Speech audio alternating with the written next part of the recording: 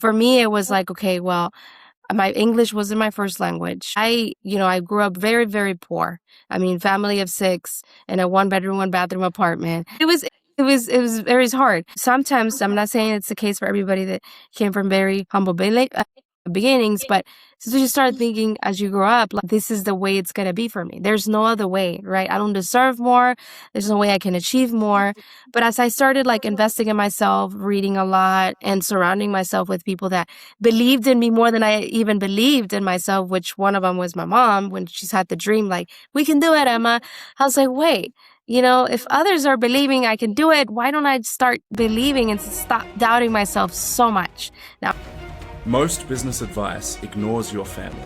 This podcast doesn't. Welcome to Family-Oriented Business Growers.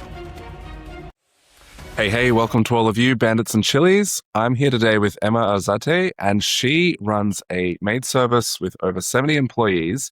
She's also dabbling into the software space. She's previously done some coaching and consulting. She's one with irons in many fires, a bit of a visionary, bit of shiny object syndrome probably, but very well channeled into what she's doing. So thank you very much for coming on and sharing your time with us, Emma. How are you? I'm good, Mark. Thank you. Thank you for having me. And I appreciate your great description there. A little bit of Well, everything. Yeah. I hope it was great, but perhaps you could expound on it a little bit more and give us some background and context and set the scene on some of that I just sort of said and the background in the business and everything that you've got going on. Yeah. So started business, the maid service business, over 16 years ago. And it was more like my mom had a dream, and I was kind of the person that helped her see how we can take this off. And that became a real thing. So we've been doing that for 16 years. I run it with my brother, who's a co-owner of the business.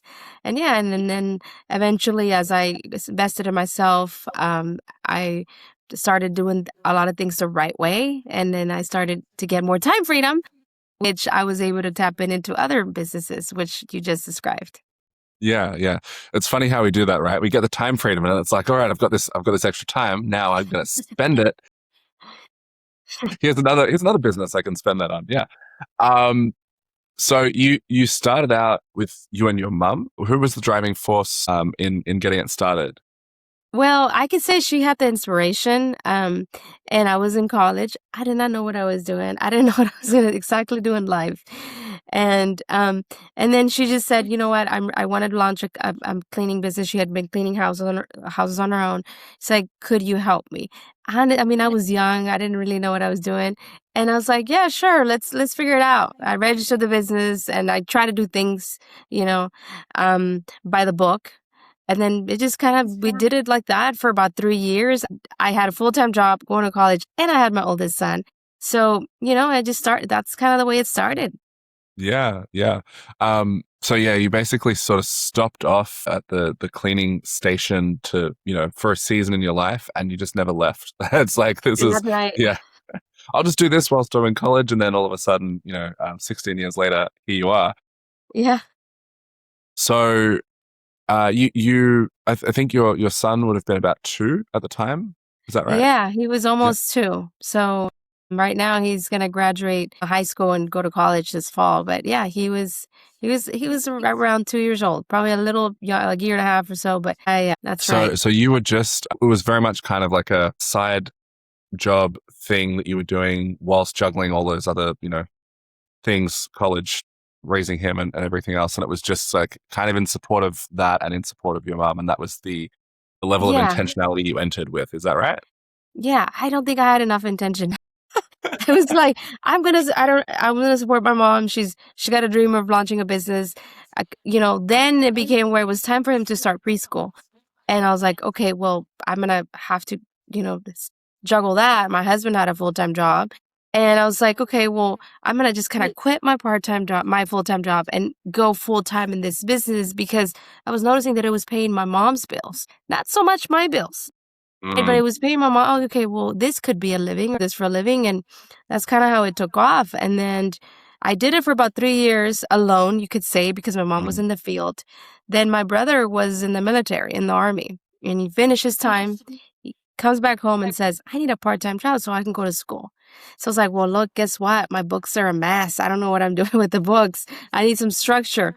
I was good with the sales and the marketing clients and stuff. And I don't want to say I was good with the marketing because I didn't know what I was doing back then. Again, this was like 16 years ago. So we're going to be 17 years in business next month. So, and then he brought all that experience and structure from the military that's when I feel like it started to feel more real.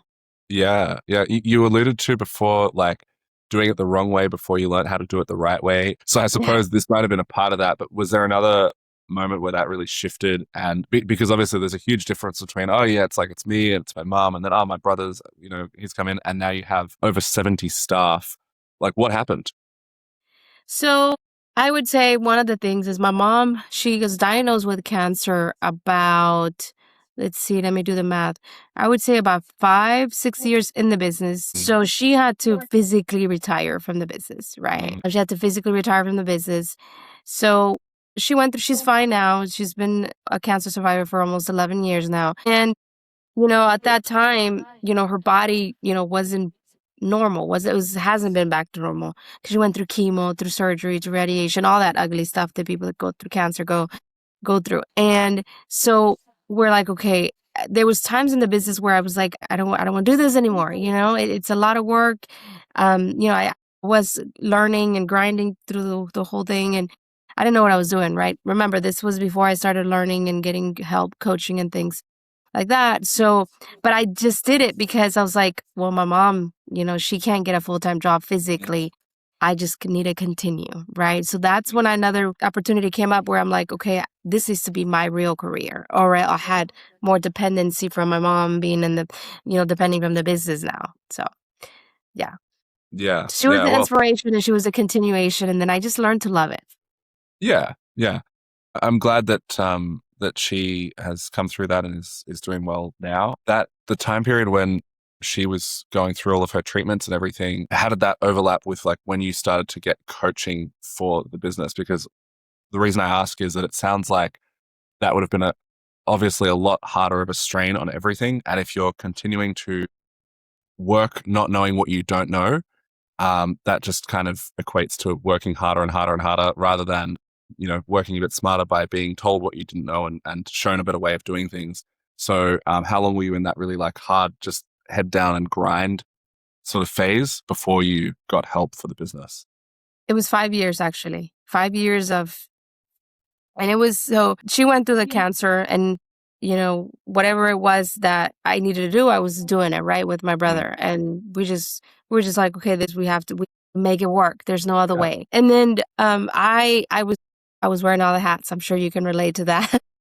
Yeah. At one point in your business, you were doing that. So I was wearing all the hats. And then all of a sudden, I was pregnant. I got pregnant of my twins. They were very much planned. But what wasn't planned was that they were born 13 weeks early. So they were born at 27 weeks. And remember, at that time, that was 2018. So I was about 9 years in the business. At that time, I was wearing all the hats. I was doing sales, scheduling, most of the things. I mean, my brother was doing hiring and payroll and stuff, but everything else on the phone stuff, it was me. And then so I had to step away from the business 6 months. Because they were in the hospital 3 months and, I had to take care of them. I was in the hospital 1 month before they were born. Then they were in the hospital 3 months. Went through a hard stage in life with them.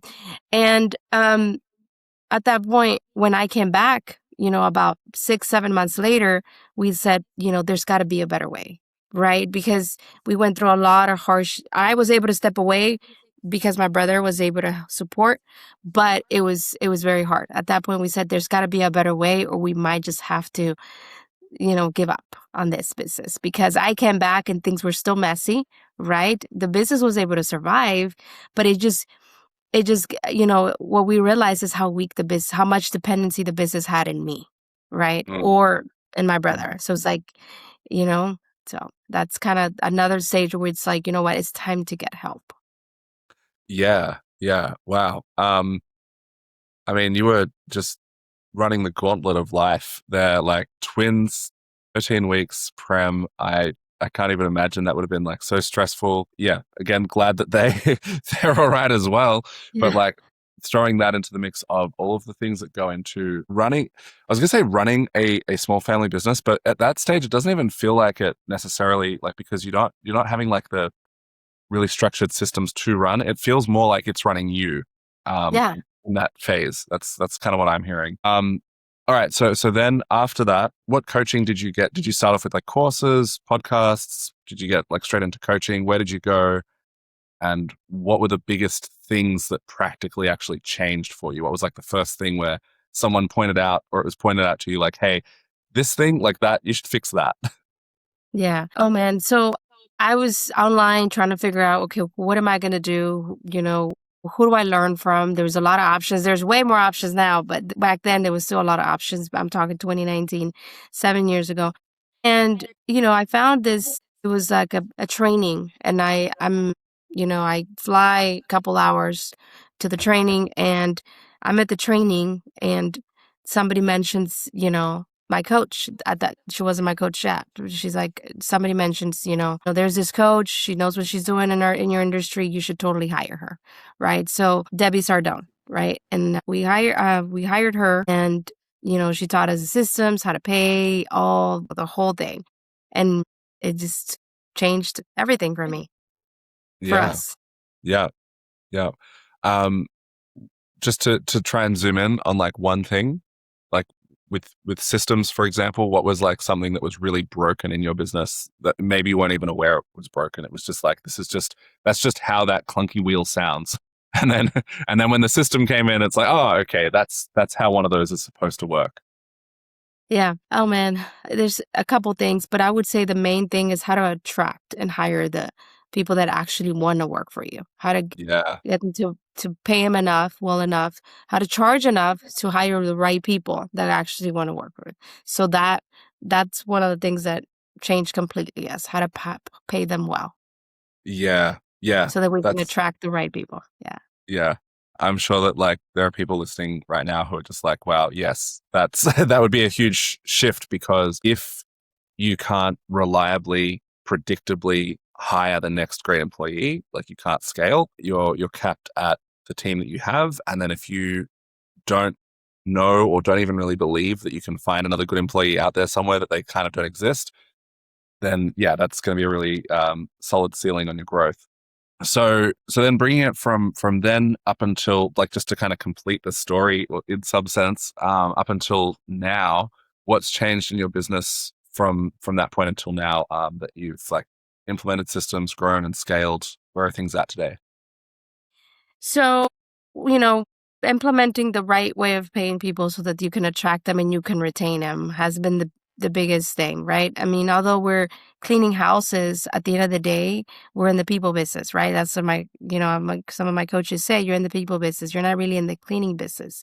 So what does that mean? That means that if you have the right people that you can not only lead but inspire to follow you, then you'll have a successful company that the people show up and actually want to be there. They enjoy what they do and they want to see us continue to grow.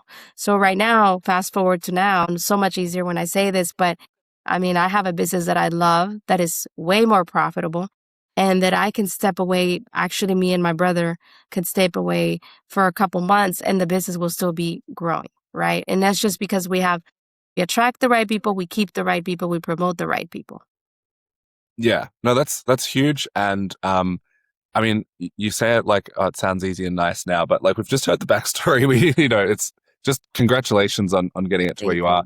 you. Um, one of the things that I sort of learnt from our experience was that we were growing the business with the vision of the time freedom, the geographic freedom that we wanted from it. But the real value of that freedom is felt in darkness. It's not the cocktails on the beach. It's when that sort of family stuff happens. And like now, the way that your business is set up, where you or your brother can step away, it's going to do its thing without you. You could be gone for months at a time. If there was something else that came up within your family where you needed to put your focus and attention on that, you have the resources and the freedom to just fully do that, to give it your full attention and to be able to be where you need to be at the time. And that is, that's so huge. And that's a real privilege and freedom that you kind of don't appreciate until the moment where it happens and you either have it or you don't. So hopefully you don't need to use the freedom that way, but it's really important that the business is there to support that. So going back to like your journey, you've also done some coaching in the past. What are some patterns and problems that you've seen either from your younger self or that you've seen with other people that you kind of wish that you could just fix for people? Like, hey, if you just had this belief, if you just understood this one thing, this would make a really big shift for you. Yeah. Oh man, there's so many things that come to mind. I mean, one for me is mindset. Mindset is a big thing. If you learn to change your mindset, right? And what that means to me is understanding that if you want it, you'll find the way, right? You'll find the Mm, way, and don't try to do it alone. I tried to do it alone for 10 years, meaning that I was like, okay, eventually I got it. Like there is a way. There is a shortcut. If you hire somebody that has either lived through what you've want to live, right? Grown in a company or have a business where it's not even about how big the company is. It's more about, does that person have a business that you're like, maybe has the time freedom, right? Maybe it has the revenue, maybe it has whatever it is that you envision for yourself, that you're able to learn from that person. It's where you want to be, right?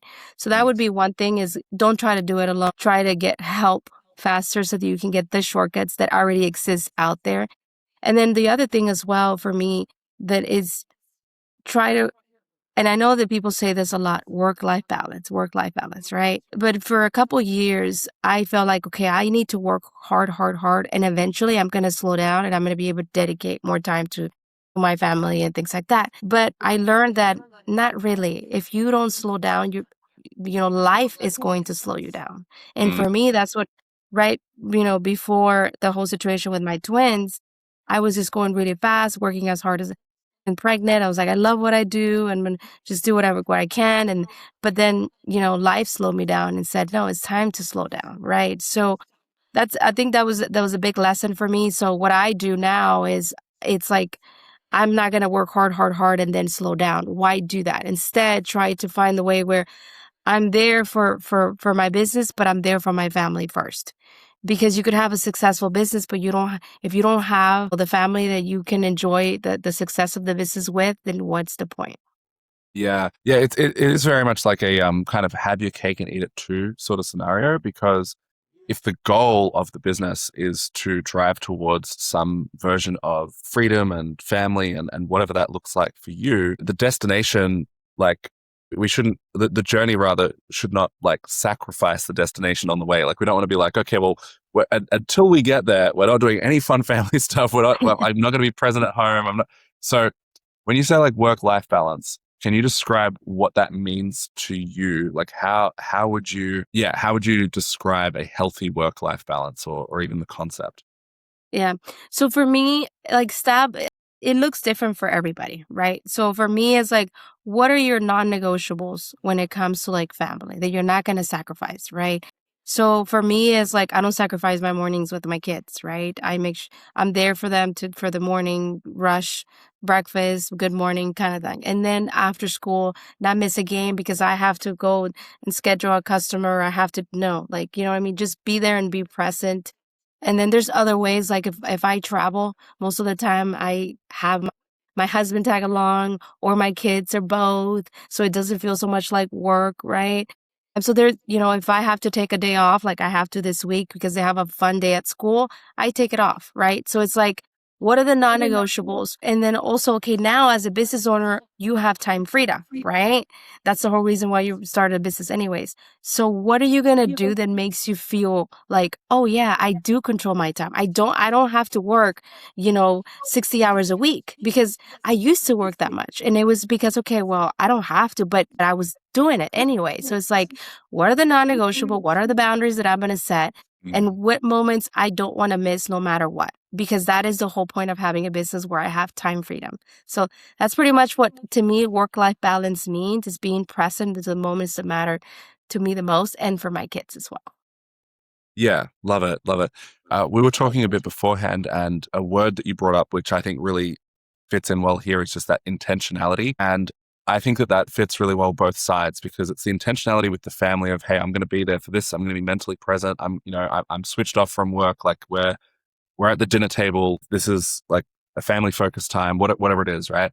but also on the other side, and kind of back to like doing things like working smarter, not harder, and the coaching and all of that, that allows you to be more intentional with your time in the business to get better results from the time that you're actually spending, so Yeah. that it doesn't have to like seep out and take up all of this extra time because you're working on the right things, you're getting the things that matter done, and then being able to sort of move forward. Now, I wanted to come back to the mindset thing a little bit, and I kind of wanted to play devil's advocate on this, just because it's when you say like if you want it enough, then you'll find a way. Like it's like I think it's the James Clear quote, that a big enough why will surpass any how, or like something like that. Like basically that you have to figure out the why, and then the how follows, right? Creativity follows commitment, all that kind of stuff. And it's really easy to say that, but someone listening, I'm kind of like hearing their voice in my ear saying, yeah, but like I do want it. Like I really want it. I'm working my knuckles to the bone, Emma. Like I want it so bad, and it's not working for me. So like, how does that help me? So could you like sharpen that a little bit and refine that? Like, how does that mindset piece really fit in to them getting the thing that they want? Yeah. Oh my goodness, it's such a very interesting topic because it goes into so many things, beliefs and things from your background, where you come from. First is like first understanding like why do you want to do what you do, right? What's the goal? What's your vision, right? Because if you don't have it, then where are you going, right? Then you get stuck in like the grinding. I'm gonna just work hard, hard, hard, but then for what, right? So having your why and having it and very clear to, okay, this is my why and this, I'm going to achieve it, even if you don't know the how. Because a lot of times we don't know the how, we just know that we want it, right? But if you want it bad enough, right, and you work for it, you can. Now you say, okay, I work hard, I work 60 hours a week. Okay, but are you intentional, like you were talking about earlier? Are you doing things that the easiest way or the only way because you have tunnel vision, because that's the way that you started your business and that you think this is the only way? Or are you being open-minded and being like, you know what, I may need some help getting me there faster, right? That's why I'm a big believer in coaching. I mean, I've been coaching for being coached, even as I was coaching other people. For the past 5.5, 6 years, I've been, over 6 years with a coach, 1, 2, 3 at a time. And, the reason why is because I know there's a better way. And because at every level in business, I'm going to need different type of advice, different type. And sometimes you just want somebody that gets you, right? Somebody that understands you. So one of the things as well is as you start getting help, you start surrounding yourself with people that they have dreams and beliefs that perhaps the people around you, whether it's family members, friends, they don't have aspirations, or maybe they don't know what they don't know. So you just kind of get pulled back a little. So, I mean, one of the favorite quotes that I love is, you are the 5 people you surround yourself with, right? And that helps a lot with mindset. And one thing, without getting too deep, also is understanding like why is it, what limited beliefs are holding you back, right? So for me, it was like, okay, well, my English wasn't my first language. I grew up very, very poor. I mean, family of 6 in a 1 bedroom, 1 bathroom apartment. I'm not gonna make you cry, Mark, so I'm not gonna tell you the whole story. But it was very hard. Sometimes I'm not saying it's the case for everybody that came from very humble beginnings, but so you start thinking as you grow up, like, this is the way it's gonna be for me. There's no other way, right? I don't deserve more. There's no way I can achieve more. But as I started like investing in myself, reading a lot, and surrounding myself with people that believed in me more than I even believed in myself, which one of them was my mom when she's had the dream, like, we can do it, Emma. I was like, wait, if others are believing I can do it, why don't I start believing and stop doubting myself so much? Now, I'm not saying that I don't have limited to beliefs. I think it's something that a lot of people deal with on a day to day, but I want to say that that's really what helped me. Yeah, love it.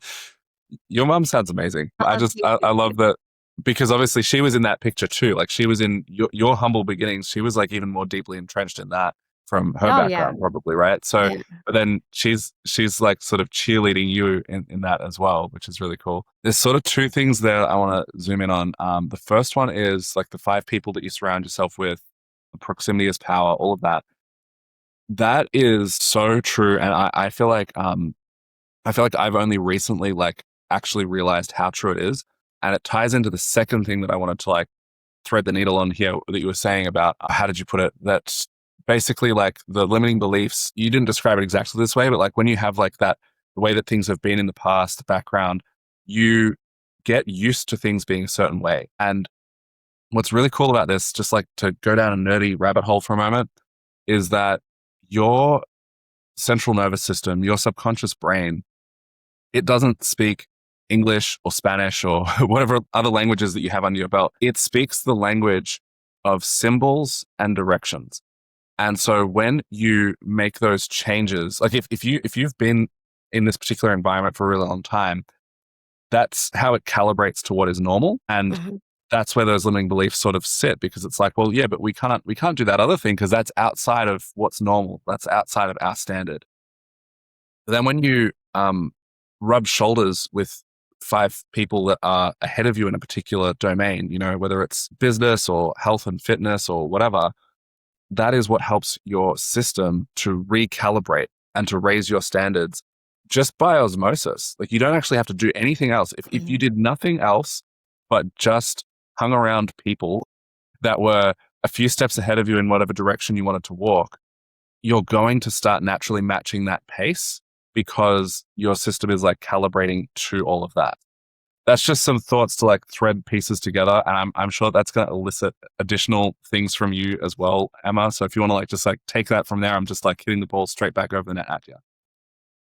Yeah, that is so good because I think a lot of people don't realize that, right? How much of an impact that has in your business and your life in general, right? Because you could not own a business and still feel that like what am I doing? Like I'm not good enough, and I'm never gonna be this. I'm never gonna buy my first house or whatever that case is, right? So I think that it has a lot to do with it, and that's why I feel like if you're always getting, investing in yourself, learning, it's gonna be almost like come with the fact that you're gonna be surrounding yourself with people that are either coaching you or that they're being coached next to you and the peers that are going to understand, right? The pains and the what success looks like when you own a business is very painful, right? It's very rewarding as well. I would do it all over again, right? But Yeah. I do think that one of my closest friends are actually colleagues, right? That I met in coaching programs, right? And I met you in a coaching program too. So it's like that's how you meet people that get you and that understand you and that celebrate when there is success, right? Because not Yeah. everybody that could around you could celebrate you if they don't not really understand what you even do, right? Yeah. Yeah. 100%. 100%. And when I was just saying, like, I feel like I've only recently started to understand the real, like, the real power of proximity is one key part of that is actually just physically getting in the room with other people Yeah. because I've had a lot more like sort of digital relationships with people. I've done a lot of my coaching has been like that I've been in like programs and stuff has been based from the US. And so I've done a lot of it online and all that sort of stuff. And you do get the benefit of that. Like I'm, in a Zoom room with these people and talking about their same struggles and all that sort of stuff. But when you step off the digital landscape and into a physical room with people, and then you see these people that it's like, oh wow, like that person over there, they're doing this insane thing. Like they are making millions of dollars a year doing this really weird niche thing that like I don't even understand how you make $1 a year doing that. But they're absolutely crushing it. And also they're a real flesh and blood person and they've got like a bit of like parsley in their teeth and like they're flawed. They're just a normal person, um and that really like kind of helps to for me to like sort of like that calibration of like, oh wow, okay, like this is just a thing. This is just what normal people are doing. So coming into the software side of things, everything that you've got going on there, tell us a bit about that. Like, what are you building there? Who is it for? What does it do? How did that start? Even how did you get into that?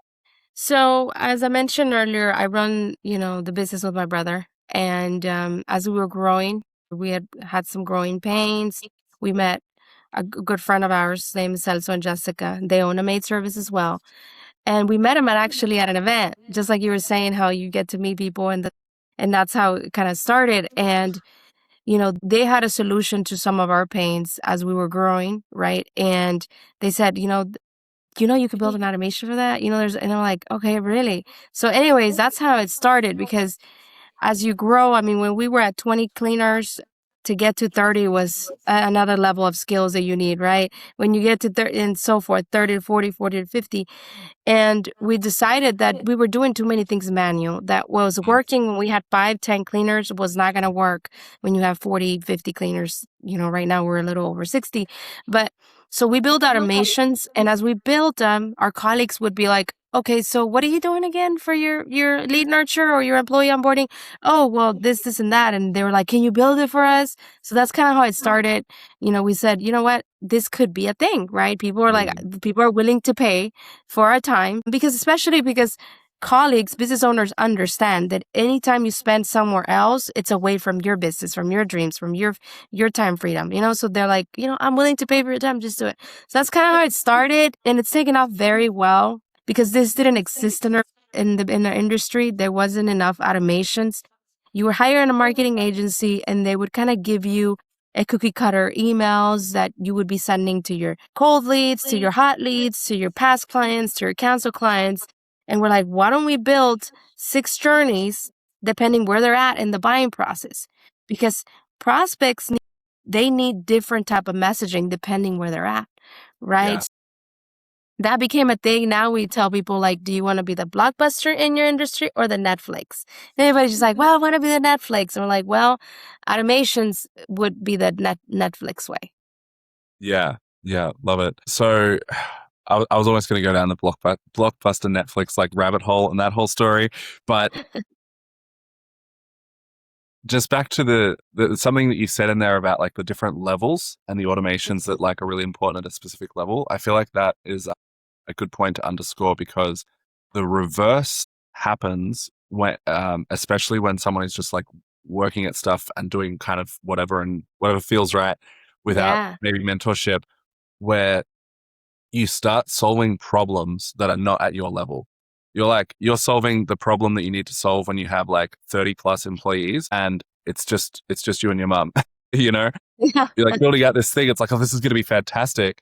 But you need to, maybe the brute force version of that, the non-automated version, is correct for the stage that you're at until, you're ready for that later. Not that that's like bad. If you have it in a software package and it's all built out, maybe that still works, but there's still time that needs to be put into deploying it in the business and just like focusing on the things at the stage that you're at.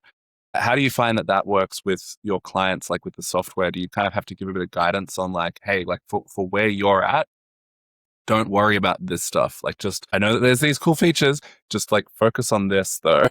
Oh, That is a great question, if I don't say so myself. Can't wait to hear the answer in like 14 seconds from now. Just wanted to jump in and let you know about the free time audit designed specifically to save 5 hours per week for parents running cleaning businesses. It takes about 2 minutes to complete, and you get your time-saving results straight away. To get your free time audit, join our Facebook group via warplan.au, link in the description. Now, what was that cliffhanger question again? Kind of have to give a bit of guidance on like, hey, like for where you're at, don't worry about this stuff. Like, just, I know that there's these cool features, just like focus on this though. all the time. I mean, we were a vendor at this event recently, and I had to do that. I had to tell them, like, look, right now you need, so our 2 core products is lead nurtures, right? And then employee onboarding to onboard the cleaners that you're hiring.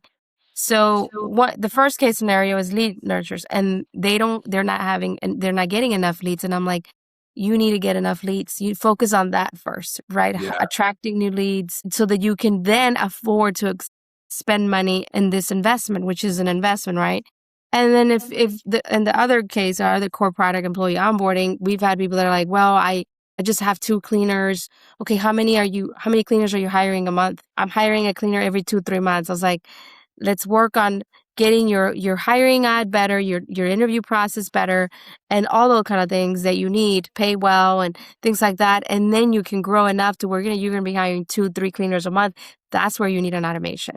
So I'm a Yeah. big believer as you, like, I've turned people away all the time. I'm like, you don't need this right now. You need this. You need to fix this. You need to fix that, so that you're at a stage where you're growing and you can work on your business, because an automation is more like working on your business versus in your business. And in your business could be meaning little $10 tasks that, and there's nothing wrong with doing them. We all started that way.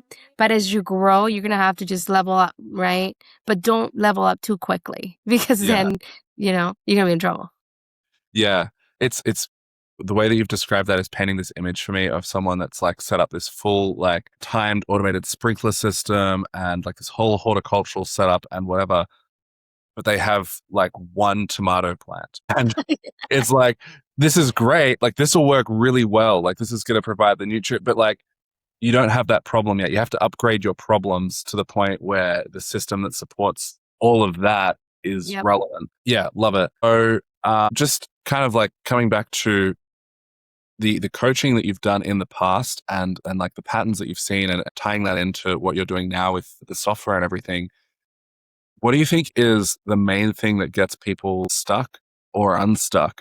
Like for someone like this, I feel like kind of ties into what you were saying before about like being the visionary, and it's easy to just see like the cool shiny software and do that thing when maybe Yeah. that's not the level that you're at. What do you think causes people to get caught up in maybe the wrong thing, and what can help them to bump out of that? Man, I mean, there's a couple things. The biggest thing is people not making time to work on the important things, only at the urgent things, right? Mm, Urgent things is like, okay, I have a complaint, I need to fix it right away, right? So that's urgent. That needs to be taken care of, right? Important things that I feel like a lot of times, and I did it too, I wouldn't block time for this. Working important things like, how do I make my hiring process better? How do I mm, go and hire a coach, and I work with the coach, and then I block time to implement some of the things the coach taught me, right?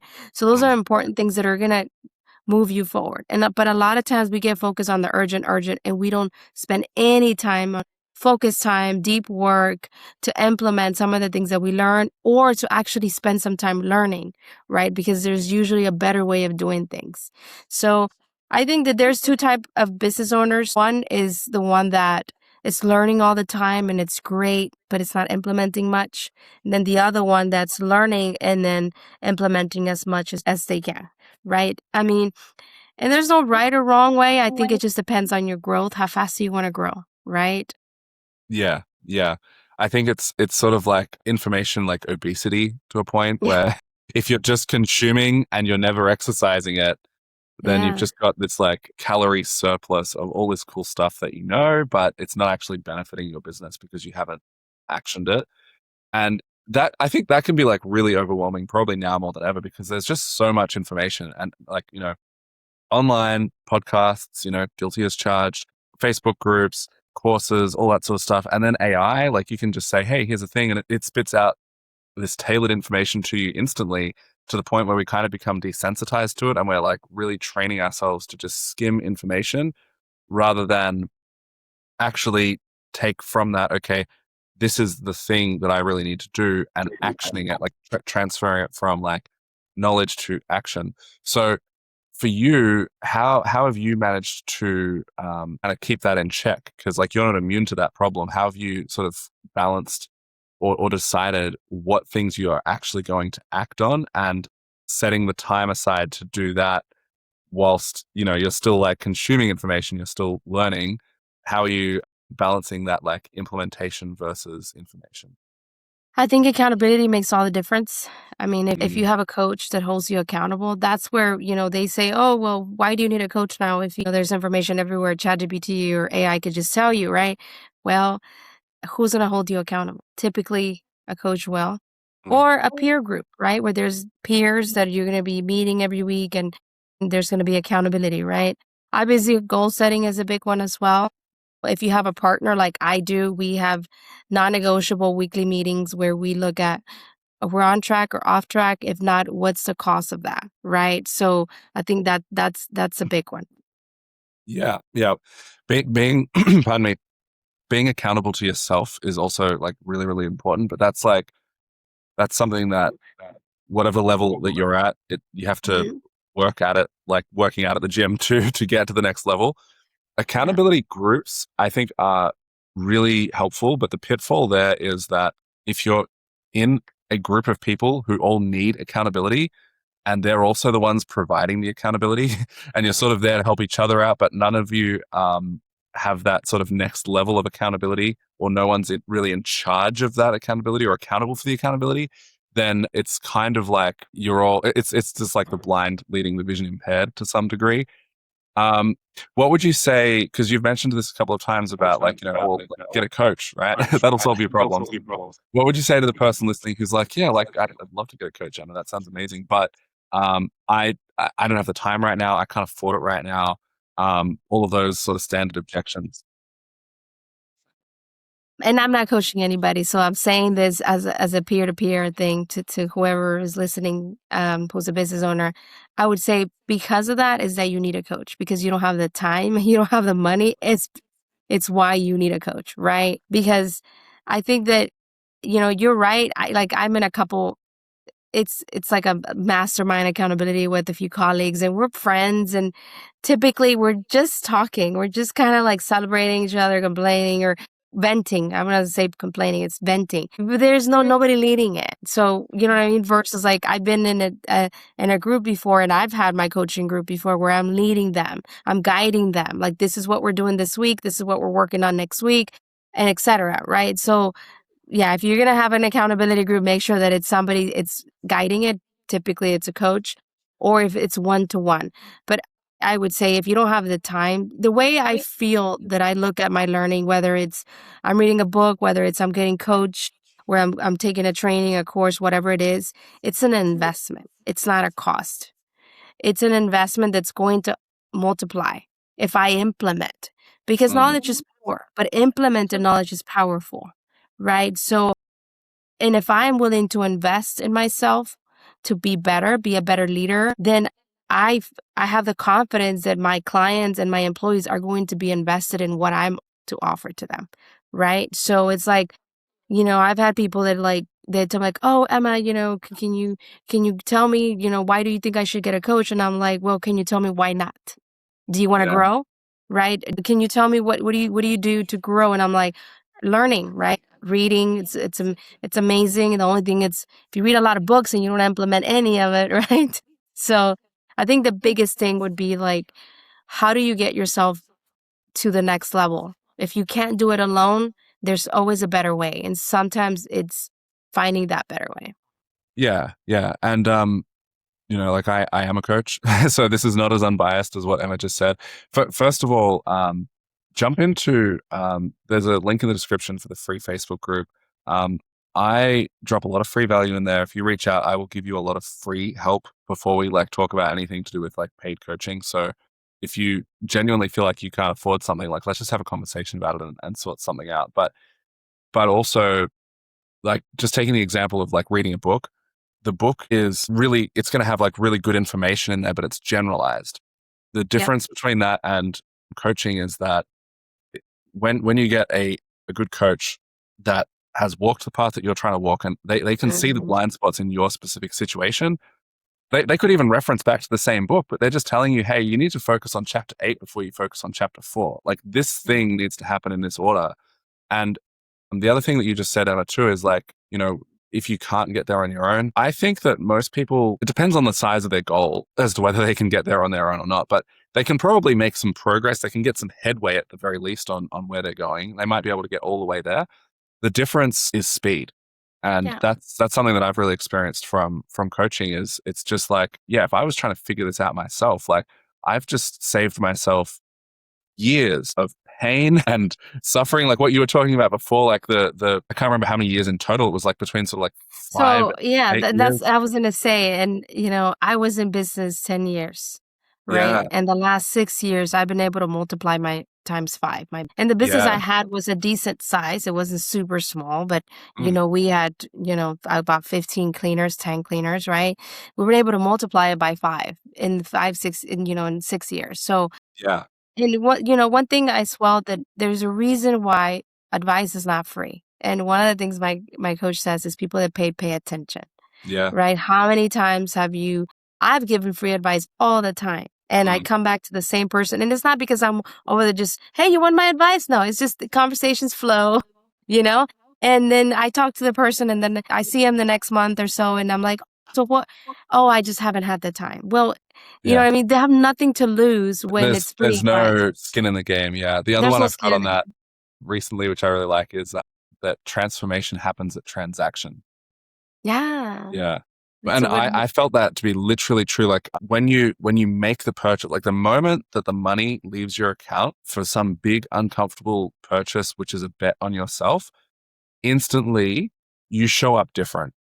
Yeah. It's There's a just like, commitment now. yeah, I'm committed, and I've just entered into this program, or I've just bought this thing. Like I am the person who, whatever, I'm the person who takes this bet on myself. And the other one, you'll probably like this too. This is like an Urban Dictionary word, which is askhole.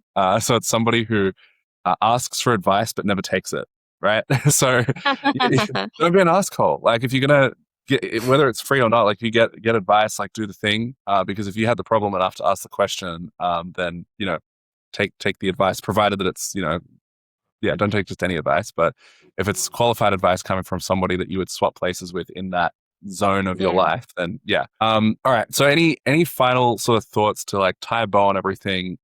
Again, thanks so much for your time, Emma. It's been great, but like just words of encouragement or things that can that would be helpful, something maybe that you wish that you had heard earlier in your journey. I mean, I would say that believe in yourself, right? Believe in your dreams, have a vision, have the why, even if it's not perfect, even if it changes, don't, done is better than perfect. Don't feel like just because this is my goal for next year or for 5 years from now does not mean that you can't change it. But not having anything, then it's just a dream, right? It's not really a goal. So especially if there's no date to when do you want to accomplish that.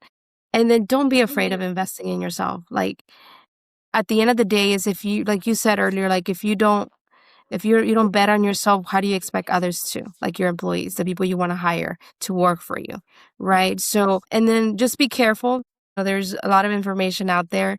I would say try to learn from people, like you said, that you would switch places in business with, right? That they've walked the path that you want to be. They're only a chapter, like Josh says, a few chapters ahead and that's the case. When I talk to people, it's like, look, I'm only a chapter two ahead of you. If you put your mindset, if you implement, if you work smarter, not harder, it's possible for you. I am not smarter. I tell people that I'm not smarter than you. I just spoke to my friend and she was like, don't say that. But I told him I'm a college dropout. I didn't finish college. And she's like, stop saying that. And I was like, what's wrong? Bro? Like, you know what I mean? And I consider myself very successful.